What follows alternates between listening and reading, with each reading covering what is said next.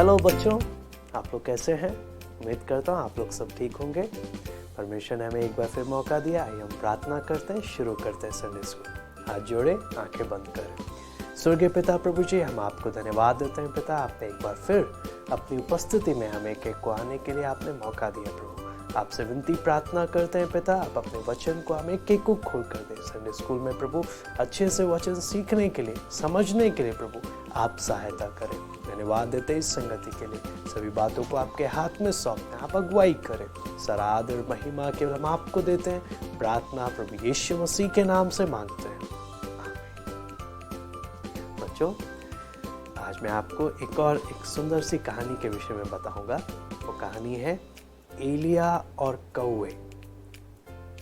ये कैसी कहानी होगी? एक मजेदार कहानी है ये भी। आपने ऐसी कहानी शायद ही कहीं सुनी होगी। और परमेश्वर के वचन में एक हकीकत घटना, एक असली घटना थी, जो हम परमेश्वर के वचन से उस घटना को हम पढ़ते हैं। एक बार की बात है, इज़राइल में एलिया नाम का एक भविष्यद्वक्ता रहता था। तो वो परमेश्वर की सारी आज्ञाओं का पालन करता था और परमेश्वर का भय मानता था। लेकिन जिस देश में इज़राइल में जब एलिया रहता था, तो वहाँ के लोग पाप में चले गए, परमेश्वर से दूर हो गए। वहाँ के राजा और रानी सब कोई परमेश्वर से दूर हो गया। तो परमेश्वर ने से प्रेरणा पाकर एलिया ने बोला था, जब तक मैं नहीं बोलूँगा तब तक ना तो बारिश आएगी, मेरे बोले बिना बारिश आएगी नहीं। तो उससे क्या हुआ आपको मालूम है? 3.5 साल तक अकाल आ गया। अकाल आप समझते हैं क्या होता है? अकाल आने का मतलब है कि बारिश नहीं आएगी। अगर बारिश नहीं आएगी, पृथ्वी में, जमीन में पानी नहीं रहेगा। अगर पानी नहीं रहेगा तो फसल नहीं होगी, फसल नहीं होगी तो हमारा भोजन नहीं आएगा। तो इस कारण क्या होने लगा? इंसान, जानवर, हर कोई भूख से मरने लगे। तो ऐसी स्थिति में एलिया को भी दिक्कत परेशानी होने लगी कि एलिया के पास भी खाने को कुछ नहीं रहा, पानी को पीने को कुछ नहीं था। तो परमेश्वर ने एलिया को बोला, जाकर करीत नाले के पास जाकर बैठ। तो एलिया करीत नाले के वहां पर जाकर छिप गया। छिपने की जरूरत क्या थी? जब एलिया ने बोला मेरे कहे बिना बारिश नहीं आएगी, तो राजा गुस्सा हो गया और राजा ने सिपाहियों को भेजा, जाकर ढूंढ के लाओ वो कौन था जिसने बारिश रोक दी। आपको मालूम है, आपने आज तक कभी ऐसे इंसान को देखा जिसके बोलने पर बारिश ही रुक जाए? एक एलिया था जो परमेश्वर की आज्ञा मानता था, परमेश्वर का भय मानता था। इस कारण परमेश्वर की अगुवाई के कारण एलिया ने बोला था, मेरे बोले बिना जब तक मैं नहीं बोलूंगा तब तक क्या नहीं आएगी? बारिश नहीं आएगी। आप सोच कर देखो कितना बड़ा काम परमेश्वर ने एलिया के द्वारा करवाया। और जब सब भूखे मरने लगे, एलिया के पास भी कुछ नहीं था खाने पीने के लिए, परमेश्वर ने उसे करीत नाले के पास जब बिठाया, तो परमेश्वर ने कौवों को आज्ञा दी। कौवों को बोला, जाके सुबह शाम मेरे दास एलिया को क्या खिलाना? खाने खिलाना। सोचने वाली बात है ना। कौवा, आपको मालूम है कौवा कैसा जानवर है, कैसा पक्षी है? वो दूसरे का चुरा कर अपना पेट भरता है। ऐसा पक्षी को भी जब परमेश्वर ने बोला, तो वो पक्षी भी किसका कहना माना? परमेश्वर का कहना मानकर सुबह शाम एलिया के लिए भोजन लेकर आता था।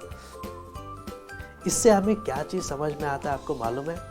जो कोई परमेश्वर पर विश्वास करता है, परमेश्वर की आज्ञाओं पर चलता है, ऐसे व्यक्ति को कभी भी किसी वस्तु की घटी नहीं होगी। वो हर बात में खुश और संतुष्ट रहेगा। क्यों? क्योंकि वो परमेश्वर उसके साथ रहता है।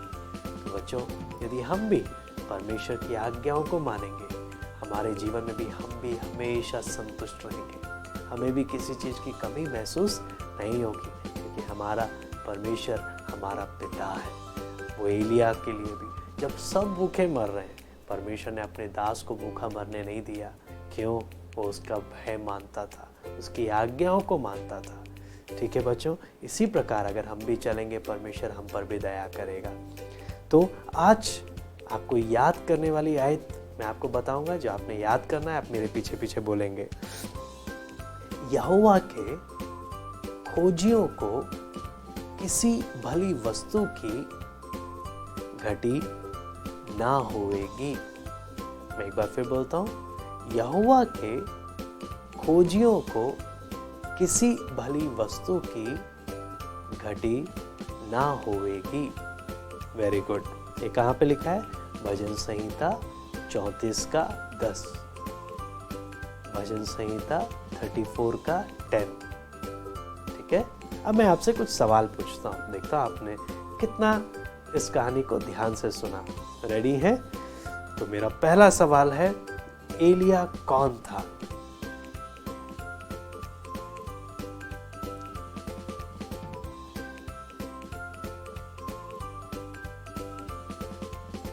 वेरी गुड, एलिया एक भविष्यद्वक्ता था। दूसरा सवाल है, अकाल कितने वर्ष तक रहा?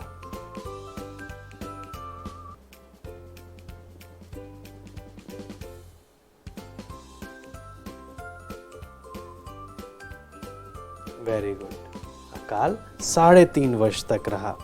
तीसरा सवाल, नाला कहाँ था?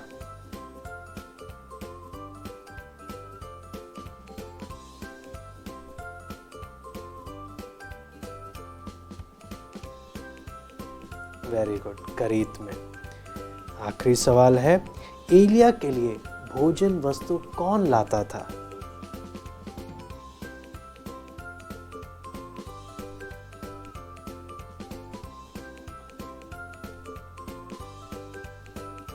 वेरी गुड, कौवे लाते थे। ठीक है बच्चों, आपको कहानी ज़रूर समझ में आई होगी। आइए हम प्रार्थना करते हैं, आप मेरे पीछे पीछे बोलिएगा, उसके बाद हम लोग समाप्त करेंगे। प्यारे परमेश्वर, आपका धन्यवाद हो क्योंकि आप हमारे लिए सभी वस्तुओं का प्रबंध करते हैं। हमारी सहायता कर कि हम आपके प्रति वफादार बने रहें। ये प्रार्थना यीशु के नाम से मांगते हैं, आमीन। ओके बच्चों, बाय, फिर मिलते हैं।